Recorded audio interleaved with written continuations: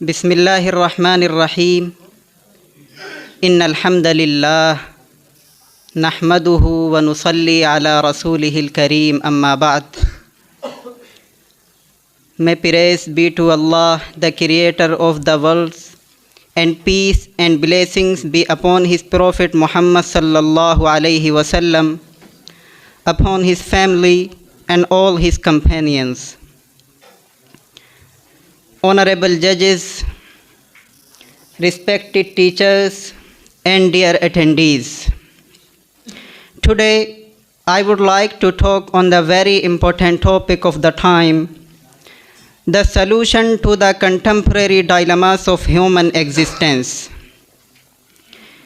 Dear intellectuals, it is undeniable fact that when we rise in the morning and listen to the radio, watch television, or read the newspaper, we are confronted with the same sad news: violence, crime, wars, and disasters. I cannot recall a single day without a report of something terrible happening somewhere. Even in these modern times, it is clear that one's precious life is not safe. Communal riots, terrorist attacks, tribal bloodshed, and war between two countries all give untold miseries to the world. These havocs often claim many innocent lives, make women widows, leave many children orphans, snatch old parent support system, and consequently lives of countless people become hell. It is ironic that the more serious problem emanate from the more industrially advanced societies.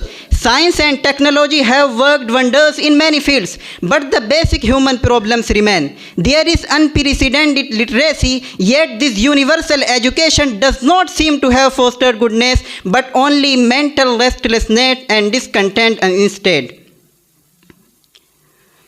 There is no doubt about the increase in our material progress and technology, but somehow this is not sufficient, as we have not yet succeeded in bringing about peace and happiness or in overcoming suffering. Dear intellectuals, in this modern age, people not only consider it bravery to humiliate the opposite party, but they also spread hatred on account of race, color, religion, region, and country. In fact, the people who attack community from around the world, they are followers of different religions. But the irony is that from east to west and from north to south, only Muslims are being largely discredited.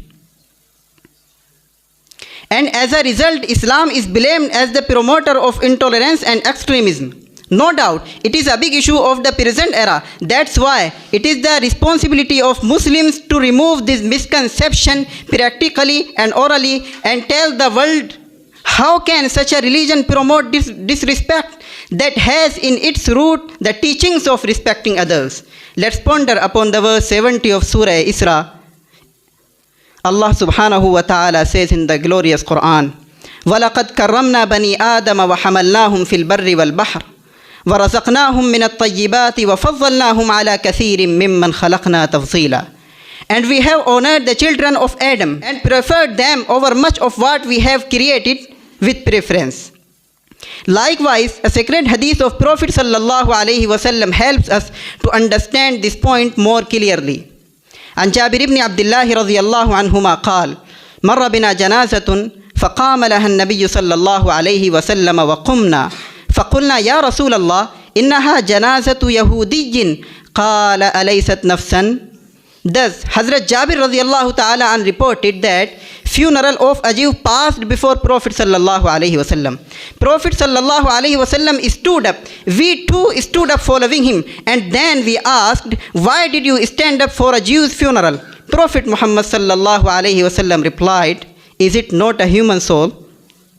Now, analyze the crystal clear fact that on one hand, there are golden teachings of Islam regarding human respect and dignity. And on the other hand, enemies of Islam blame Muslims that they do not respect their opponents.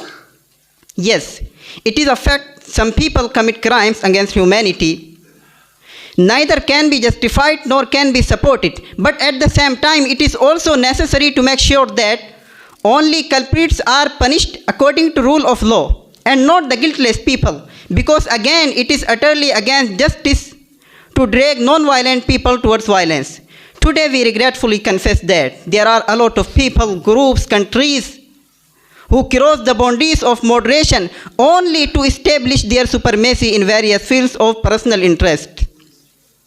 And these are the people who are responsible for spreading unrest in the world. With this approach, every sensitive man knows the slogan of world peace is meaningless, because it is a universal fact that flowers of love cannot grow on thorny bushes of hatred. Dear attendees, in the end of my speech, I can say we must understand that the horrific fights and tribal bloodshed are neither the real solution of our problem, nor we can make the world a peaceful place to live in by them. That's why it is necessary for all inhabitants of the world to agree on the point that as a human being, everyone has full right to live in their own style, and no one has right to snatch this particular right. If we can gather all people on this point, it will be easy for all of us to achieve our goals in life in our own manner. And by this way, we can also save this world from being turned into a dreadful place to live in. Because in this case, if anyone is killed wrongfully, everyone will condemn this act, and the killer ultimately will get due punishment, and thereafter will be chary of trying to oppress others. May Allah protect this world from being turned and protect these sorts of disputes and turn it into peaceful abode and paradise for all. Wa akhiru da'wana alhamdulillahi rabbil alamin.